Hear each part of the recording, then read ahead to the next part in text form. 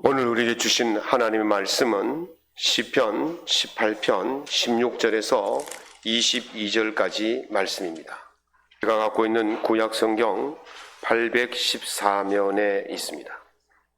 시편 18편 16절에서 22절까지 말씀을 우리 한 목소리로 낭독하겠습니다. 그가 높은 곳에서 손을 펴사 나를 붙잡아 주시며 많은 물에서 나를 건져내셨도다. 나를 강한 원수와 미워하는 자에게서 건지셨음이여 그들은 나보다 힘이 세기 때문이로다. 그들이 나의 재앙의 날에 내게 이르렀으나 여호와께서 나의 의지가 되셨도다. 나를 넓은 곳으로 인도하시고 나를 기뻐하심으로 나를 구원하셨도다. 여호와께서 내 의를 따라 상 주시며 내 손의 깨끗함을 따라 내게 갚으셨으니 이는 내가 여호와의 도를 지키고 악하게 내 하나님을 떠나지 아니하였으며 그의 모든 규례가 내 앞에 있고 내게서 그의 율례를 버리지 아니하였음이로다. 아멘. 내 말씀을 가지고 공공할수록 말씀을 의지하라. 말씀을 나누고자 합니다. 지난 3월 중순 꽃샘추위가 한창 기승을 부릴 때에 전라남도 강진에 가본 적이 있습니다. 거기에는 다산 정약용 선생이 유배 생활했던 장소이기도 합니다. 거기 가면 처음 그 강진에 유배 생활하러 내려왔을 때에 묵었던 초라한 주막이 있어요. 그 주막 뒷방에 방을 얻어서 한 5년 동안 거기에 묵었습니다. 그래서 자기가 그 묵을 방의 이름을 사의제 이렇게 이름을 지었죠. 사자는 넉사자고 의자는 마땅할 의자고 제자는 재개할 제자입니다. 네 가지 마땅히 해야 할 마음가짐 또는 몸가짐 이런 뜻으로 이해할 수가 있습니다. 그런데 그 네 가지가 뭐냐? 첫 번째는 맑은 생각, 두 번째는 용모, 단정, 세 번째는 과묵한 언어, 네 번째는 그 신중한 행동. 이 네 가지를 가지런히 하는 그런 방이다. 그런 뜻으로 사의제라고 지었습니다. 이제 그곳에서 한 5년 동안 머물면서 관리가 백성을 어떻게 관리하고 다스리고 지도해야 하는지를 알려주는 그 유명한 목민심서라는 책을 그 방에서 썼어요. 그리고 또 형사가 형사사건을 어떻게 공정하게 처리하느냐 그런 것에 관한 책을 썼는데 그 책의 이름이 바로 흠흠신서라는 책입니다. 그래서 이런 책들을 그곳에서 한 5년 동안 많은 책들을 쓰고 그 이후에 이제 또 그 위로 더 산속으로 들어가서 초가집을 짓고 이름을 다산초당이다 이렇게 이름을 짓고 거처를 했죠. 총 그곳에서 몇 년을 살았냐면 11년을 살았습니다. 요즘처럼 카톡이 되고 전화가 되고 메일이 되고 같으면 쉽게 소식을 전하지만 그 예전에는 소식을 한번 전하려면 얼마나 오래 걸리겠습니까? 한양에서 그 전라남도 당진까지 한 달씩 걸려서 와야 되는 그런 먼 거리거든요. 그래서 그곳에 있으면서 수시로 이 가족들하고 또 자녀들에게 편지를 써서 보낸 그 묶은 집이 있어요. 그걸 하피첩이라 그러는데 하자는 노을 하자입니다. 저녁 노을 하자. 피는 치마피, 첩은 우리가 이제 수첩할 때 말하는 그 첩이에요. 그래서 편지를 모아놓은 치마첩이다. 치마첩 이상하죠. 치마를 잘라서 만든 편지첩이다. 이렇게 해석하면 될 거예요. 이 부인이 홍씨 부인인데 신랑하고 너무 오래 떨어져 있으니까 나를 잊지 마세요라는 뜻으로 자기가 시집 올 때 입었던 그 붉은 홍치마를 남편에게 보냈죠. 남편이 보니까 너무 오랜 세월이 지난 치마를 보니까 이제 색이 바래졌어요. 그래서 붉은 색이 노을색처럼 그렇게 바래졌기 때문에 그 치마를 잘라가지고 수첩을 만든 거예요. 그래서 어떻게 보면 비단 수첩이에요. 그 비단 수첩에다가 자녀들에게, 가족들에게 보내는 편지를 많이 써놓았어요. 그게 이제 4권을 만들었는데 한 권은 잃어버리고 3권만 지금 이제 박물관에 전해져 내려옵니다. 거기에 보면 특별히 아들 학연과 학유에게 보내는 그런 글이 있어요. 이렇게 써놨습니다.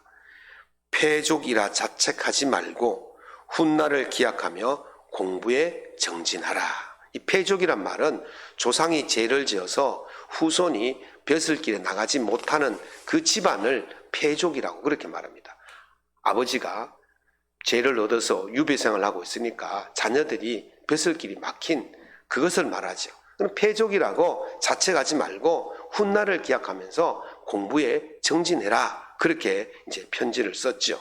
근데 그 편지 가운데 둘째 아들 학유에게 보내는 편지 내용이 있습니다. 참 재미있어요. 큰형이 왔을 때, 너의 형이 왔을 때에 시험 삼아서 술을 먹여봤더니 술에 취하지 않더라. 그래서 너 어떻게 이렇게 술을 잘 마시냐 했더니 자기 동생 학유는 나보다 2배나 더 술을 잘 마십니다. 그렇게 이야기하더랍니다. 그래서 아버지가 이렇게 했어요. 너는 아비의 공부는 배우지 아니하고 어찌 아비를 능가하는 술만 배웠느냐. 이제부터 술은 끊고 공부에 정진하도록 해라. 패족의 집안이 공부도 안 하고 식견도 없고 그러면 술만 먹으면 사람들이 너를 무엇이라 하겠느냐. 그러니 술을 끊고 공부에 정진하도록 해라. 그렇게 편지를 썼습니다. 패족의 집안이에요. 벼슬길이 막혔습니다. 그 패족이 집안이 살아남을 방법은 공부에 정진해서 훗날을 기약하는 것밖에 없다는 것이죠. 그 조선시대에 공부가 출세의 지름길이었지 않습니까? 그래서 출세하려면 그 공부라는 기본으로 돌아가야 한다. 그렇게 말합니다. 공공할수록 기본으로 돌아가라는 겁니다. 오늘은 성도가 공공에 처해 있을 때 어떻게 행동해야 하는지, 어떤 태도를 취해야 하는지 2번째 말씀을 나누고자 합니다. 지난주에는 성도가 공공에 처해 있을 때 기도의 기본으로 돌아가라고 말씀을 드렸습니다. 오늘은 성도가 공공에 처해 있을 때 말씀의 기본으로 돌아가야 될 줄로 믿습니다. 일본 도쿄를 다녀온 적이 있습니다. 가이드 없이 자동차도 빌리지 않고 오직 지하철로만 다니기로 작정하고 도착을 했습니다. 도쿄의 지하철은요 복잡하기로 유명합니다. 노선이 몇 개나 되냐면 67개나 됩니다. 서울의 노선이 몇 개냐면 서울 시내에 다니는 노선이 한 7개인가 있고 그 다음에 그 외곽까지 경기도까지 연결되는 노선이 한 8개가 있어요.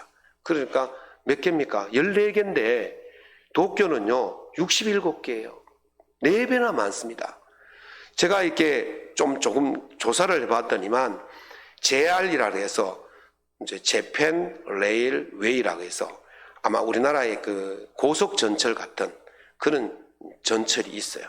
KTX 같은 그런 전철이 도심을 통과해서 가거든요. 그 JR이 하나 있고 그 다음에 도에이 전철이라는 지하철이라는 게 하나 있고 그 다음에 도쿄 메트로라는 지하철이 하나 있고 그 다음에 민영 지하철이 있는데 10개 회사에서 50개 노선을 가지고 있어요. 그러니까 요 앞에 있는 공사 또는 국영에서 운영하는 거 합치면 무려 61개가 있어요. 그래서 제가 노선 지도를 봤더니만 거미줄처럼 얽혀 있고 노란색, 빨간색, 까만색, 흰색 막 정신이 하나도 없더라고요.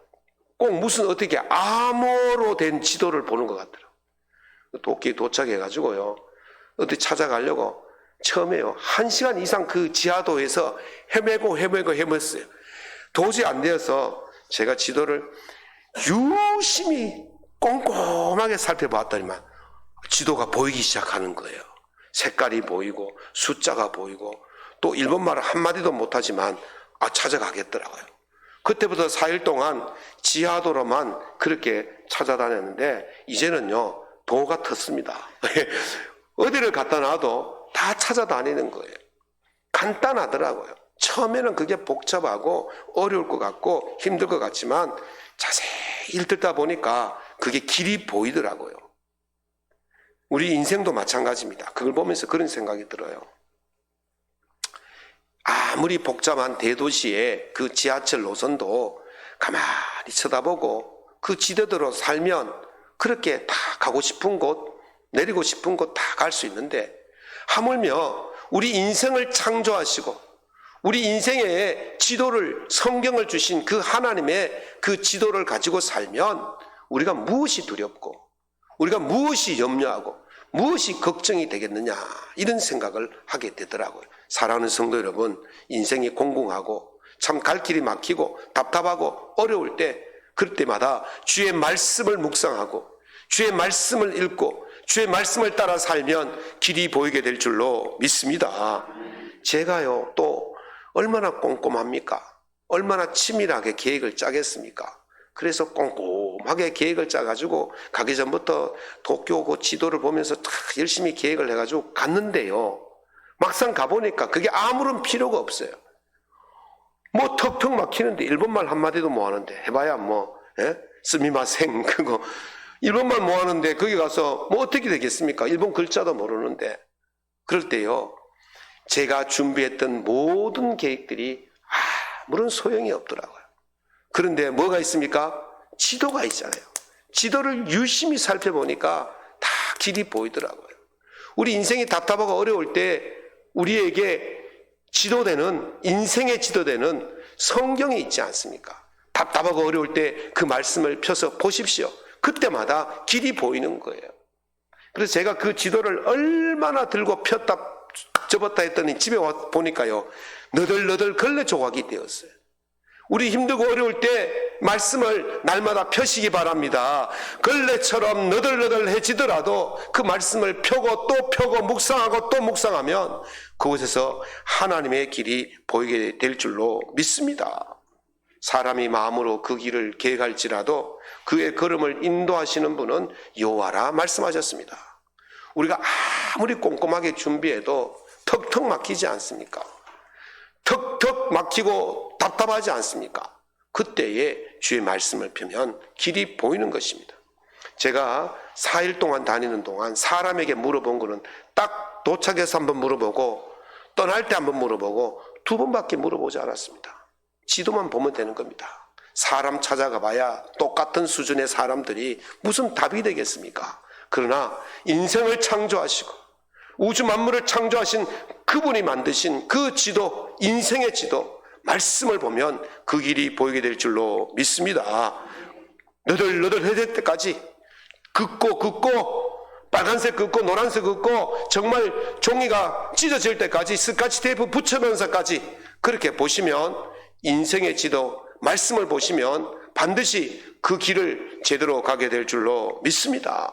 오늘 본문 말씀은 바로 그 이야기를 하고 있는 거예요. 오늘 본문 말씀을 3가지 내용이 순서 없이 혼재되어 있는 모습을 봅니다. 첫 번째는, 제가 이걸 좀 풀어서 봤더니만, 첫 번째는 다윗이 지금 어떤 공공함에 처해 있는가를 보여주고 있습니다. 높은 곳에 올라가 있는 것처럼 위태롭습니다. 뭐 조금 높은 곳이야 뭐 별 걱정 없지만은 10층, 20층, 30층, 제가 이번에 갔던 도쿄에 있는 그 스카이트리라는 전망대가 450m입니다. 올라가니까 아마 너무너무 높은 거예요. 어질어질해요. 그런데 거기 난간이 없다고 생각해 보십시오. 그거 옆에 근처 난간 근처까지 가보기나 하겠습니까? 끝에 못 갈 거예요. 그런 높은 곳에 우리가 그렇게 위태롭게 사는 것이 우리 인생입니다. 깊은 물에 빠져 있는, 그래서 생사가 오락가락하는 그런 위태로운 삶을 사는 것이 우리 인생입니다. 원수들의 공격과 미워하는 자들의 공격이 끊임없이 다가오고 있습니다.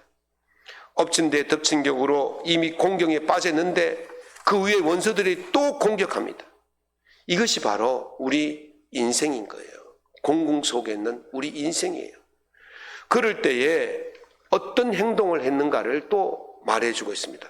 이렇게 시편 21편, 21편, 시편 18편 21절에서 22절에 이렇게 말합니다.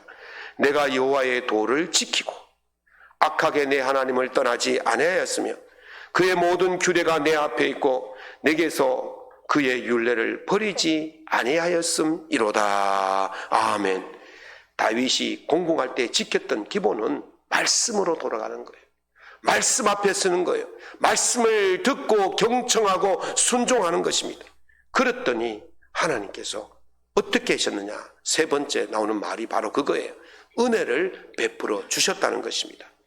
높은 곳에 있는 나에게 손을 펴서 붙잡아 주시고 깊은 물에 있는 나에게 손을 펴서 건져 주시고 원수들의 공격을 막아 주시고 모든 재난에서 건져 주셨을 뿐만 아니라 더 넓은 곳으로 인도하시고 나를 기쁨으로 구원하시고 내게 상으로 갚아 주셨다. 아멘. 단지 다윗이 한 일은 공공할 때 하나님 앞에 엎드린 겁니다. 하나님 앞에 하나님 말씀에 경청하고 순종한 것입니다. 그랬더니 이런 은혜를 주신 줄로 믿습니다. 그렇다면 하나님 말씀을 들을 때에 어떤 자세로 해야 되느냐? 경청의 자세로 해야 돼요. 경청에는요 4가지 단계가 있다고 그래요. 제일 낮은 단계가 배우자의 단계입니다. 제가 혼창통이라는 책을 봤더니만요 그분이 그 책 속에서 이런 이야기를 했어요. 어떤 남편이 신문 사회면을 보다가 아내에게 이렇게 말했대요. 여보, 여자들이 남자보다 2배나 더 말을 많이 한대. 남자는 하루에 15,000단어를 쓰고 여자는 3만 단어를 쓴대. 그랬더니 아내가 이렇게 대답을 하더랍니다. 그도 그럴 수밖에 없어. 남자들이 원체 말을 안 들으니까 했던 말을 또 하고 했던 말을 또 하다 보니까 2배나 더 많이 하게 된 거야. 그랬더니 남자가 가만히 있다가 뭐라고 이러더라는 거예요. 안 들었다는 거예요. 자기 말만 하고 아내가 하는 말을 안 들었다는 거예요. 그러니까 아내가 또 한 말하고 또 한 말하고 그러니까 2배나 할 수밖에 없었다는 것이죠. 경청이 없었다는 겁니다. 두 번째 경청의 단계는 소극적 경청입니다. 듣는 신용만 하고 건성건성 듣는 것을 이 소극적 경청인데 저는 이걸 부모와 자식 간의 부모와 자녀 간의 대화가 아닌가 그렇게 생각합니다.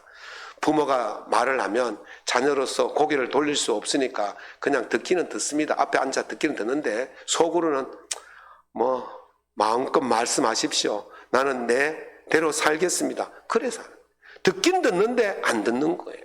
이걸 소극적 단계다 그렇게 봅니다. 세 번째는 적극적 경청이 있어요. 상대방이 말을 할 때에 리액션을 해주는 거예요. 아, 그랬군요. 아유, 고생했네요. 아, 수고하셨어요. 아유, 잘했어요. 그렇게 하는 거예요. 그것이 있을 때에 이 소통이 되는 겁니다. 이게 안 되면 참 대화가 단절되어지죠. 그래서 제가 지난번에 어떻게 했습니까? 언어를 할 때 상대방이 말하면 리액션을 잘해주라 그랬잖아요. 아, 그랬군요. 한번 해봅시다. 아, 목사님 말씀 맞습니다. 아, 그랬군요.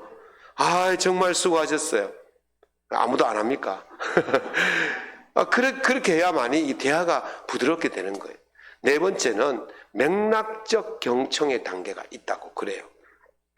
맥락이 뭡니까? 앞뒤를 잘 보고 뒤에 그 말의 의미가 뭔지를 생각해 보는 거예요. 일본에 가서 아내하고 이제 그 시내를 쇼핑을 하는 것이 아니고 시내 구경을 하는데 아내가 특정 브랜드 상점에 자꾸 눈길을 주는 거예요. 그래서 들어가 보자. 그래 들어갔지요. 갔더니 막 옷을 팔더라고. 우리나라에도 들어와 있는 저가 브랜드 옷이에요. 그런데 한 곳을 돌다 보니까 자기 마음에 맞는 옷이 있었는지 그걸 빼가지고 걸어보고 막 이렇게 그걸 보고 막 이렇게 하더라고. 그리고 저보고 어때요? 괜찮다. 그렇다면 슬그머니 놓고는 또 딴 데 가봅시다. 또 도는 거예요. 매 한 바퀴 돌고 또 그 자리에 와서 또 그거 들고 또 막 이러는 거예요. 또 저보고 어때요? 괜찮다. 그렇다면 또 놓고 또 딴 데 가서 막 돌더니만 또 와서 또 막 그러는 거예요. 어때요? 그때 제가 깨달았어요. 제가 그때 깨달았어요. 그래서 제가 아니 이것도 예쁘고 요 치마도 예쁘다. 요렇게 한 벌 입으면 훨씬 더 아름답고 예쁘니까 사라 그랬더니만 그제서야 얼굴이 하색이 싹 들면서 사더라고요. 그게 뭐 20만 원, 200만 원 하는 게 아니에요. 2만 원짜리예요. 2만 원짜리. 2만 원짜리 사는데 내가 리액션이 없으니까 신랑이 뭐 별로 마음에 안 들어 하는 줄 알고 안 사는 거예요. 이 중요한 거예요. 그 맥락을 잘 봐야 돼요. 뒤에 말뜻을 잘 봐야 되는 거예요. 그게 바로 그 맥락적 경청이에요. 상대방이 말을 할 때 우리가 적극적으로도 리액션 해야 되지만 또 그 맥락의 뒤에 뜻이 무엇인지를 잘 헤아려서 이야기를 해주면 상대방이 훨씬 더 마음에 들게 되는 것입니다. 오늘 하나님께서 잠언 3장 5절 이렇게 말씀하십니다. 너는 마음을 다하여 여호와를 의뢰하고 네 명철을 의지하지 말라. 너는 범사의 그를 인정하라. 그리하면 내 길을 지도하시리라. 아멘. 온전히 맡기는 거예요. 온전히 하나님의 말씀을 듣고 온전히 그 말씀에 순종하는 거예요.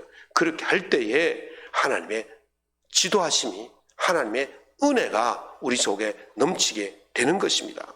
1930년경에 미국 뉴욕에서 알코올 중독자를 돕는 센터를 건립했던 그 샘 슈메이커 목사님이 이런 말을 했어요.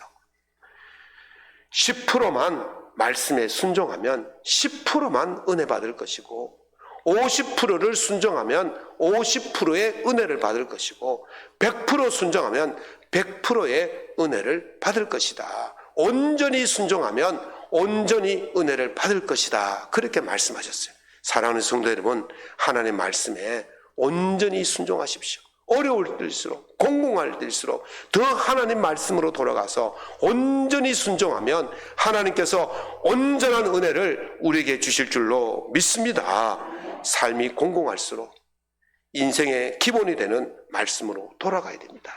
주의 말씀이 내 발의 등이요 내 발의 빛이라고 말씀하셨습니다. 그 사실을 기억하시고 공공할수록 하나님의 말씀으로 돌아가서 하나님의 말씀에 온전히 경청하시고 온전히 순종하셔서 삶의 공공에서 구원받는 복된 성도들 될 수 있기를 예수님 이름으로 축원합니다.